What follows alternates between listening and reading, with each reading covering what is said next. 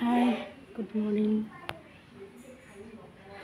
আজি বতৰটো অলপ বেয়া, মানে কি কৰি থাকিম, কেতিয়াবা এনেই শুই আছোঁ, মূৰটো ঘূৰাইছে আজি, মানে গাটো ভাল লগা নাই। মানে কালি আপোনালোকক ছোৱালীখিনি বিহুখিনি দেখুৱাব থাকিলে নহয়, সেইটো কাৰণে আজি এটা ব্লগ বনাই দিওঁ বুলি ভাবিলোঁ। মূৰটো ঘূৰাৰ কাৰণে মানে এতিয়া চাপানি অলপ খাই কিনে অকণমান মেচিনত বহিলোঁ। মা ভাগৰ হেৰি মেখেলা এখন চিলাব আছিলে, তাকে চিলাই দিলোঁ আৰু মূৰটো বিষাইছে, হ'লেও ঘূৰাইছে, হ'লেও মানে চিলাই দিছোঁ আৰু ব্লগটো বনাবলৈ মন যোৱা নাছিলে, হ'লেও বনাই দিছোঁ আৰু ইমান মূৰটো ঘূৰাইছে নহয়। বতৰো বেয়া, আজি শুই থকা বতৰেই হয়।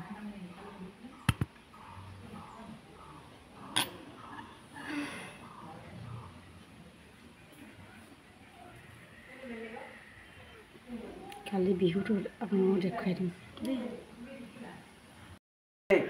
হাই, এয়া গাঁওখনৰ ছোৱালীবিলাক ঢুলীয়া নাচনী, ঢুলীয়া পাৰ্টিবিলাক আহিছে দেই। আমাৰ ঘৰত মানে বিহু নাচিব নাপায়, সেইকাৰণে মানে বৰ দিছে দেই। আহিছে ঢুলীয়া, ইমান ধুনীয়া লাগিছে ন।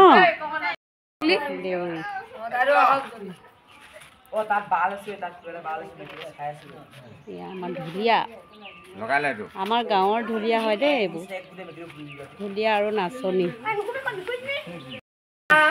আশীৰ্বাদ দিছে,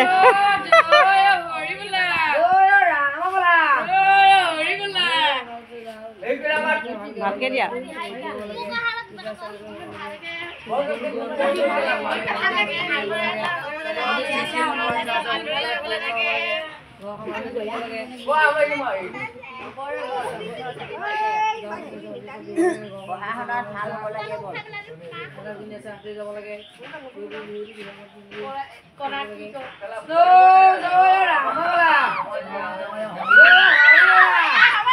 এয়া মানে মূৰৰ চুলি টানি এয়া এনেকুৱা ৰং ধেমালি কৰি খুব ভাল লাগে ন।